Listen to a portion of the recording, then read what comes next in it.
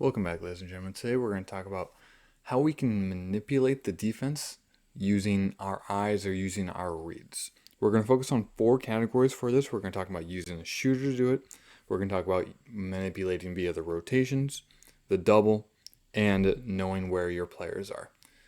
Let's go. First and foremost is understanding the role that shooters play. And so when you have gravity on the outside, it tends to attract the defense because their threat is there. And so you can take advantage of this, as Haliburton is going to here momentarily. So essentially, Nesmith is right here, represents the quote-unquote shooting threat. And because we're in transition, this is a lot easier to see because there's moving parts. It's harder for the defense to be set. But Siakam's going to drift under here to the rim.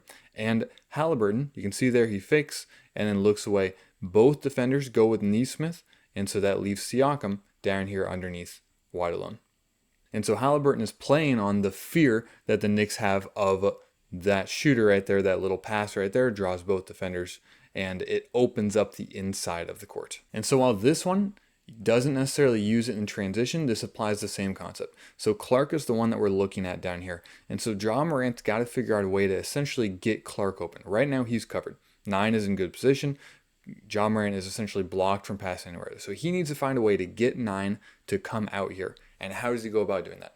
The way he goes about doing it is making sure Jaren Jackson and at 10, Luke Kennard maybe are the two threats, and the defense knows that they're the threats. As Ja pauses right here, you can see that he looks over here to Kennard, and what that essentially does is that communicates to number 9 that that's a threat. I may need to close out there. And he does the same thing as by turning his body this way. He also makes it so Jaren Jackson is a threat, so this defender leaves as well. And by doing that, he makes the defenders take a couple steps this way, and that frees up the behind the back pass, which is a brilliant move in that situation. Usually I don't think behind the back passes are that great, but it works perfectly in this case because it's the opposite direction where his body is facing, so the defenders don't expect that pass in the slightest. So Ja does an excellent job here, right here. This turn right here is what freezes the defense and makes them go out to the outside, and he does that brilliantly by understanding what they'll leave open by going to the outside. And then as we move to rotations, this is essentially the same concept, except it actually is kind of applied in reverse. So Jokić does a great job of understanding the defenders and what their actual rotation next would be. So any cut here, anything that goes to the middle, this defender is going to have responsibility. So traditionally you would have, he's essentially the help defense.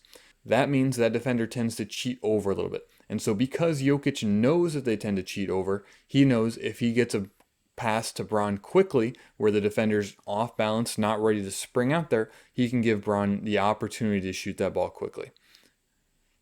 The two things that are crucial here is one, he essentially lulls the defender to a sleep where the defender doesn't realize that he's going to spring that pass immediately. And then he puts the ball in a great spot where Braun is able to essentially rise up immediately for a clean look. Again, by Haliburton, this is a very similar concept to what Jokić just did right there, except we're playing on one more level of rotation. So as this ball screen occurs, Turner is the threat currently.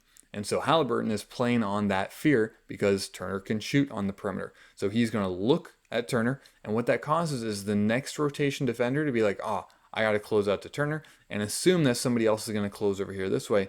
But Haliburton wasn't passing to Turner. Instead, he was passing to Nembhard, where now the defense are going to Turner, which is the wrong direction for them to be going. There is no chance for someone to be able to close out in a timely fashion because Haliburton was able to look where he wasn't passing and play on the assumptions the defense was ready to make in rotation. And then we move to the area where Jokić, frankly, is in a league of his own. And that's when the double comes. Jokić is able to make the right read almost every single time.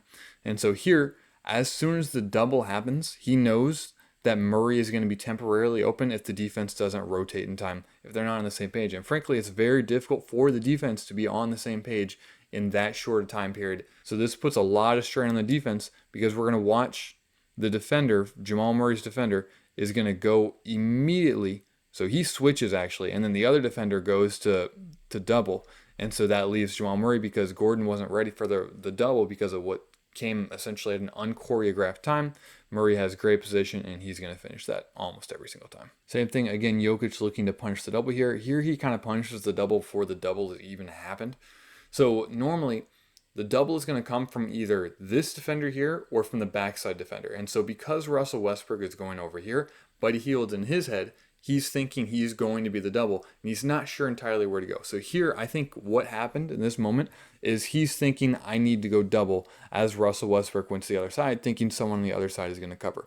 However, the defense doesn't understand that he's going to go double yet, so they haven't prepared the rotation. Like maybe you could say Quentin Post should be over here further, but that being said, Buddy Hield gets caught in between, and it leaves Russell Westbrook temporarily right there free.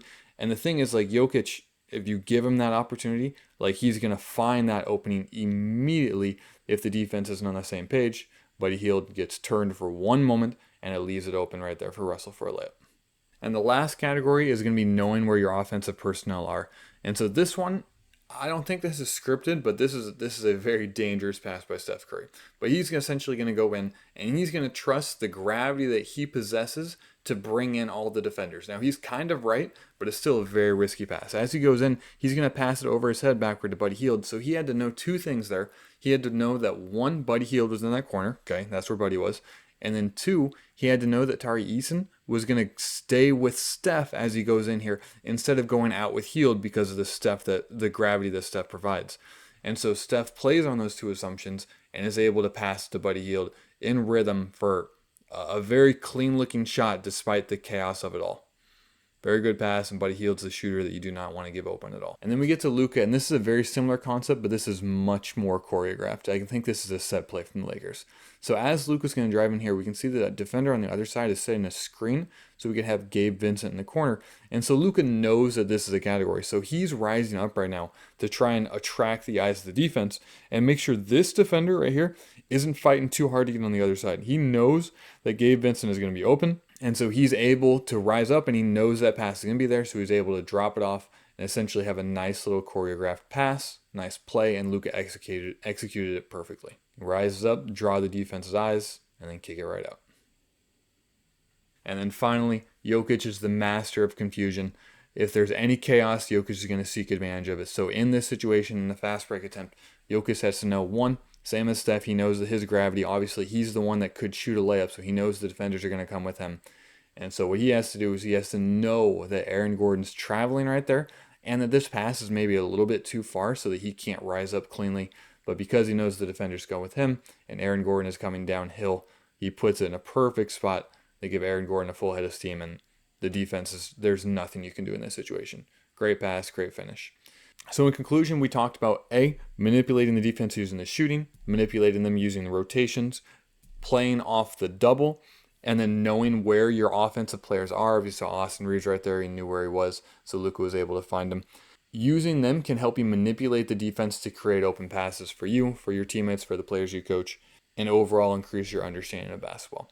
If you enjoyed, feel free to like and subscribe, and most importantly, have a blessed rest of your day.